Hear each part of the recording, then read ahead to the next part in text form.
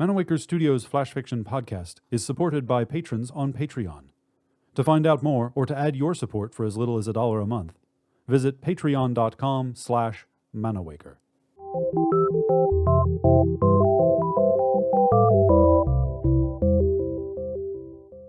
Welcome to Manawaker Studios Flash Fiction podcast. I'm CB Drogi. This week, Castles at Night by Margery Bayne. Listen, Thea said. listen, and you can hear the castle talk at night. A castle can't talk, Bernardo said. It's just a pile of stone. What a silly thing to say. I mean, of course it is a pile of stone, but it can also talk. The sun was setting over the far hills as Thea and Bernardo ate a dinner of bruised apples and hard bread. Those were the only things they could nick from the kitchen because they would not be missed. Their work was done for the day. Bernardo was a stable hand, and Thea helped her mother with the castle's laundry. Likely, Thea would be doing laundry all her life. Bernardo might be a stable master one day. Today, they were 10 years old, and like every night duty didn't call them away, they ate their stolen dinner while watching night overtake day. "What do you mean it talks?" Bernardo asked, picking out an apple seed from the flesh and flinging it away. "That you hear people whispering in their rooms? Or that the wind whistles through the halls?" No, I mean it talks, Thea said. or groans more like, about how old it is and all the things it's seen. "Sounds like an abuelo, a grandfather," Bernardo said. Thea ripped the crust off her bread and tossed it to a yelping gull. Exactly. The only sun that remained was an orange thread over the crest of the hill. Would you like to hear it? Thea asked. Bernardo had barely nodded yes when Thea grabbed his hand, dragging him off the rampart and after her. Spending most of his day outside, Bernardo didn't know all the twisting guts of the castle like Thea did. Spiral staircases, narrow servants' passages behind tapestries, heavy doors that seemed like they should be locked. They ended up somewhere without windows that Bernardo didn't think he'd ever seen before. To him, one stone wall looked the same as another. Here, Thea said. She pressed her hand to a stone block 4 down from a torch bracket. Bernardo followed her example. The block was cool, smooth, and otherwise stone-like. Bernardo waited. Thea stroked the stone like it was a cat. "Hello, old friend," she said. Bernardo waited some more. Thea giggled and said, Yes, he is." It was very much like Thea was chatting with someone, but there was no one around to be chatting with. Thea, don't you hear it? Thea demanded. And I know it is a very rude way to refer to a person, but the castle insists it is quite happy not to be a person, and it is what it prefers. Bernardo strained his ears until he could hear his own pulse beating. But nothing from the castle.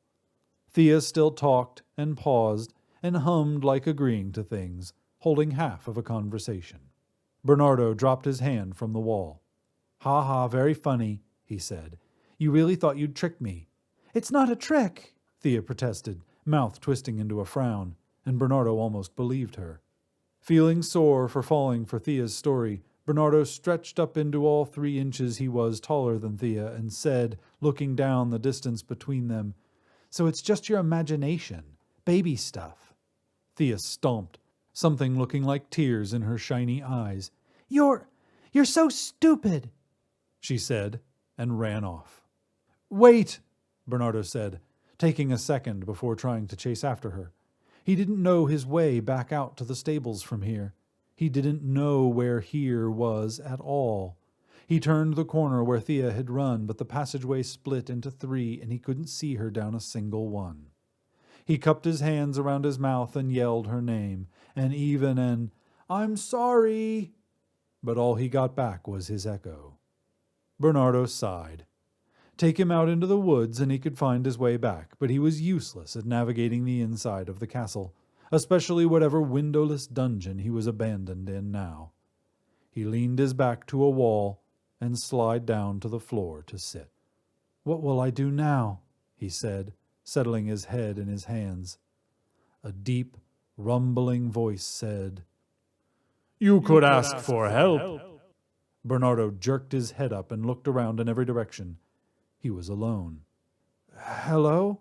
he squeaked out. "Hello?" the voice replied. It didn't seem to be coming from any particular direction, but all of them. Bernardo climbed to his feet and swallowed hard. "Who is this?" he asked. All around him was a noise like a scratchy laugh. "This is the castle." "You really can talk," Bernardo said, astounded. Of course I can, the castle said. "I've been around for hundreds of years. You think I wouldn't have learned to talk in all that time?" "But," Bernardo started as a protest. Castles don't talk. No buildings talk. However, everything he thought he knew was false. A castle was talking to him right now. "Why didn't you talk to me earlier?" Bernardo asked instead. "When Thea was here." "Well, you didn't bother to introduce yourself, did you? People stomp around in my halls, sleep in my rooms, use my walls for protection and home without a single thank you. I should get just as much respect as the king, but I'll settle for common courtesy." Realizing he was one of those people who tromped through the halls, Bernardo said a quick thank you. The castle sighed. It was like a gush of wind. "No time for that now," Castle said. "Thea's crying in one of the back passages by the kitchens. She's one of the few humans I'm rather fond of, seeing she is one of the few in 100 years to talk with me. So if you could get moving and make her stop." "I don't know how to get there," Bernardo said. He touched the wall, then drew back his fingers. It had been different to touch the walls when it was just a bunch of stones, but now it was something alive. "The middle hallway," Castle instructed, and it directed Bernardo through the twists and turns of the castle until he got to a passage that split left and right. "To the right," Castle said, "you'll find a door that leads outside. To your left, you'll find Thea." "You're giving me a choice?" Bernardo asked.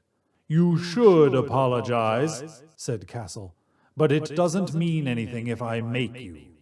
Bernardo went left. Castle had gone silent, but Bernardo felt as if it were watching, like a content parent.